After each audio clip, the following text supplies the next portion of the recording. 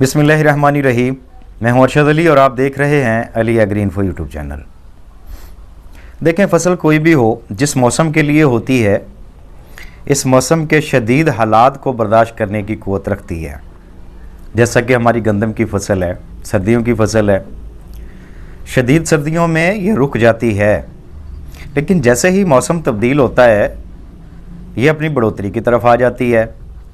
लेकिन बदकिस्मती ये है कि कुछ सालों से क्लाइमेट चेंज के नतीजे में हमारी इन फसलों को कुछ मसाइल का सामना है। अब हमारी ऐसी गंदम की फसलें जो लेट काश्त हैं या शदीद मौसमी दबाव में रहीं या किसी भी वजह से लॉन्ग टाइम इन फसलों का प्रेशर में गुजरा है, जब ये पोलिनेशन पे होती हैं या मिल्किंग स्टेज पे होती हैं तो वक्त से पहले ही हीट वेव चल जाती है। इससे क्या होता है कि हमारी गंदम के दाने अच्छे से भराई नहीं ले पाते और ये पतले पड़ जाते हैं, बारीक पड़ जाते हैं और लाइट वेट हो जाते हैं। देखें, मजमूई तौर पे हमारी पैदावार पे इसका बुरा असर पड़ता है। तो इसका हल क्या है? इसका हल ये है कि पौधे को लॉन्ग टाइम प्रेशर में ना रहने दिया जाए। सबसे बेहतरीन तरीका ये है कि हम अपने पौधे की फूड स्टोरेज को इंक्रीज़ करें, पौधे के खुराकी ज़ख़ीरे को बढ़ाएं। ऐसे हालात में जब पौधे को नीचे से खुराक ना मिल रही हो या पौधा शदीद मौसमी दबाव में हो या किसी वजह से भी वो स्ट्रेस में आ जाता है, तो पौधे की स्टोरेज पौधे के काम आती है और वो अपनी जो प्रोसेस है उसे जारी रखता है। अब पौधे की फूड स्टोरेज को कैसे बढ़ाया जा सकता है? पहले तो हमें ये देखना होगा कि फूड स्टोरेज क्या होती है और पौधे के क्या ज़राए हैं खुराक हासिल करने के। देखिए, मेजर दो ज़राए ही होते हैं। एक वो ज़रिया है जो हम खादें डालते हैं, खा हम रूढ़ियाँ डालते हैं, खा हम अंग्रेज़ी खादें डालते हैं। इससे पौधा अपनी खुराकी ज़रूरत पूरी करता है। और दूसरा, पौधा फोटोसिंथेसिस करता है, और धूप के ज़रिए से अपनी खुराक तैयार करता है, जिसे हम ज़ैद तालीफ़ का अमल कहते हैं। एक चीज़ ज़हन में रखें, फूड स्टोरेज में ये चीज़ शामिल नहीं होती जो हम खादें डालते हैं। ये जस्ट पौधा अपनी वक्ती ज़रूरत को पूरी करता है। पौधे की फूड स्टोरेज में वो खुराक शामिल होती है जो वो फोटोसिंथेसिस के ज़रिए बनाता है, यानी कि जो धूप के ज़रिए से बनाता है। तो अब मसाइल तो हैं, क्योंकि सर्दी ज़्यादा बढ़ जाने की वजह से हमारे ज़मीन में माइक्रोब्स की एक्टिविटी महदूद हो जाती है। बैक्टीरियाज़ की जो कह लें कि मूवमेंट है वो महदूद हो जाती है, जिसके नतीजे में डिकम्पोजिंग का अमल सुस्त पड़ जाता है। खादों के फॉर्म चेंज करने का जो अमल है वो सुस्त पड़ जाता है। पौधा अच्छे से खुराक नहीं ले पाता, जड़ों की ग्रोथ रुक जाती है। अब जैसे ही जड़ों की ग्रोथ रुकती है तो पौधा ऊपर से बढ़ना भी बंद हो जाता है। तो लिहाजा हमारे पौधे की जड़ों का बढ़ते रहना ज़रूरी होता है।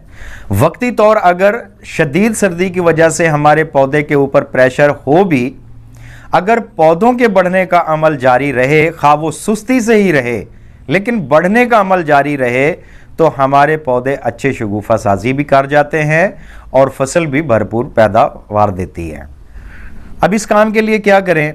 देखें, एक तो हमें सल्फ़र का इस्तेमाल करना चाहिए। ख़ास तौर पे पक्के वट के ज़मीनों में तो 6 से 8 किलो भी डाल देना चाहिए। अगर बेसल में डाल रहे हैं, काश्त के दौरान डाल रहे हैं, तो बेंटोनाइट सल्फ़र 10 से 15 किलो डाल देना चाहिए। और जो मेरा ज़मीन वाले हैं वो 2 किलो से 4 किलो भी डाल सकते हैं। अब पहले पानी पे भी दी जा सकती हैं। पहले पानी पे अगर आपको इस तरह की खादें या बायो फर्टिलाइज़र डाल रहे हैं, आप सल्फ़र उनके साथ इस्तेमाल नहीं कर सकते, तो आप चंद दिन के बाद 10 से 15 किलो यूरिया के साथ मिला के छटा कर सकते हैं शाम के टाइम पे। इससे क्या होगा?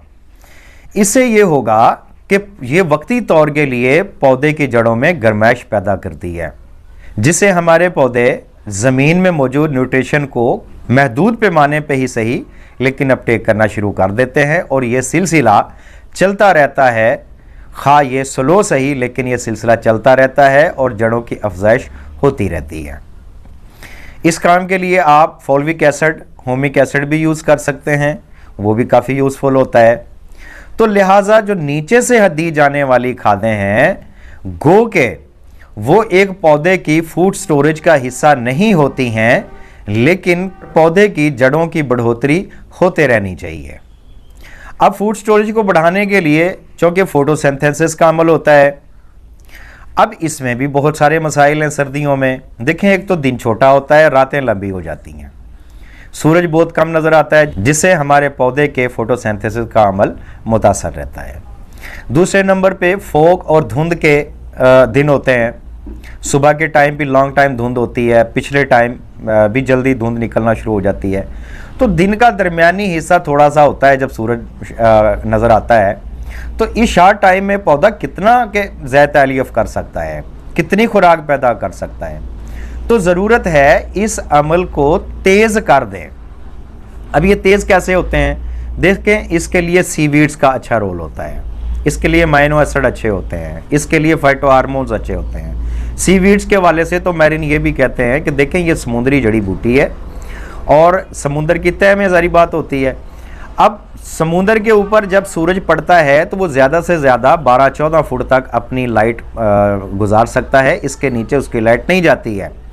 इन जड़ी बूटियों में अल्लाह ताला ने वो खासियत, वो कुव्वत रखी है कि ये इतनी गहराई में होके भी फोटोसिंथेसिस करके अपनी लाइफ को जारी रखती हैं।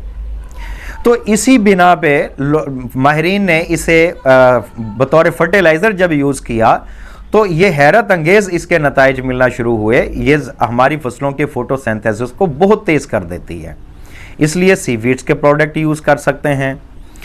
अच्छा, इनके लिए मैं अब आपको प्रोडक्ट की चॉइस देता हूँ, आप इनमें से सिलेक्ट कर लें और पहले पानी के बाद या जब धुंध पड़ना शुरू हो जाती है, ज़्यादा सूरज कम निकलता है, उस टाइम पे इसका स्प्रे करवा के आप फोटोसिंथेसिस का अमल तेज़ कर सकते हैं, जिससे आपके पौधे की फूड स्टोरेज बढ़ेगी। इनमें नंबर 1 पे तो आप रख लें स्वात एग्रो का सी मैक्स। अच्छा प्रोडक्ट है, थोड़ा सा महंगा ज़रूर है लेकिन अच्छे नतीजे देता है। इसके साथ में माइक्रो न्यूट्रिएंट शामिल कर लें, हेडलैंड मल्टी शामिल कर लें, हेडलैंड जिंक शामिल कर लें, NPK शामिल कर लें। अच्छा, इसके बाद दूसरी चॉइस है FC का पुलवान।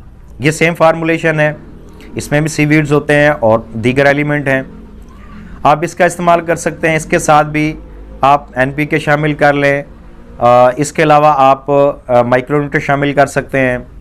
तीसरे नंबर पे जो प्रोडक्ट मैं आपको बता रहा हूँ, ये ज़ाती मेरे इस्तेमाल में रहा है, मेरे फार्मों की रनिंग आइटम है, इसके बहुत एक्सीलेंट रिजल्ट आते हैं और ये फोटोसिंथेसिस करवाने के लिए लाजवाब प्रोडक्ट है। इसका नाम है फुल ब्राइट। ये ग्रीन सर्कल का प्रोडक्ट है और ये फोटोसिंथेसिस को अमल को बड़ा फास्ट कर देता है। और इसके अलावा एक चौथा प्रोडक्ट है जिसे हेमारॉन कहते हैं, ये भी ग्रीन सर्कल का प्रोडक्ट है।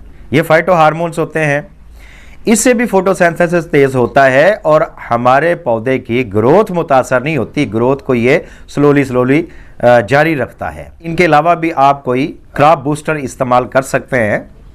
ज़ाहिर बात है, बूस्टर्स जितने भी हैं उनमें यही सारी चीज़ें होती हैं, फाइटो हार्मोन्स होंगे या सीवीड्स होंगे या इनमें अमाइनो एसिड होंगे, इसी तरह की चीज़ों पे मुश्तमिल होते हैं। तो आप इनकी चॉइस कर लें।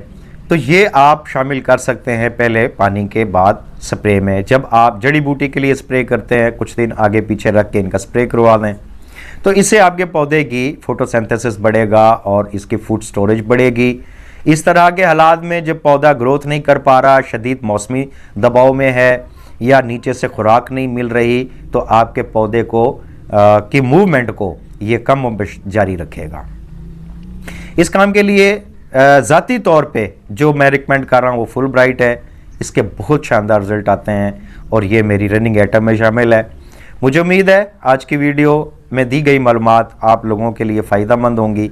आज की वीडियो में इतना ही, इजाज़त दीजिए, अल्लाह हाफिज़।